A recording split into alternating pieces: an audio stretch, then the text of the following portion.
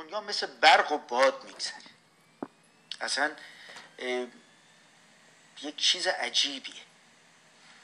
شما اصلا باور نمی کنین که ما چطوری این سالا میگذرن و عزیزایی که داشتیم از دست میدیم و از پلو ما میرن و بعدش هم میشه نوبت خودمون.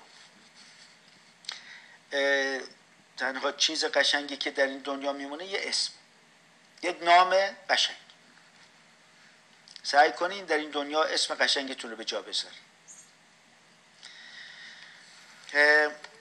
یه تسلیتی دارم اول برنامه بگم که بسیار بسیار ناراحتم شدم. یکی از عزیزای ما متاسفانه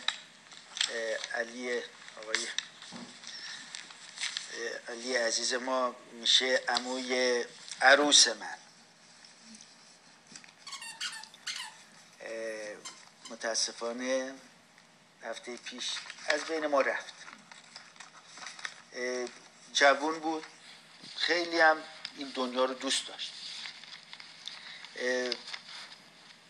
و یک دنیا صفا درش بود. علی اولانج بسیار زود رفت و هرچه فکر میکنم هر موقع من با این شخص می نشستم میشه عموی عروس بنده و باش حرف می زدم، مثلا یک دنیا رو یک جور دیگه، یک جور قشنگی می دید و عاشقانه از هر چیزی که داشت لذت می برد. متاسفانه 2 روز پیش بعد از یک بیماری طولانی از بین ما رفت. بازم تسلیتی دارم به خانواده اولانج به خاطر از دست دادن علی.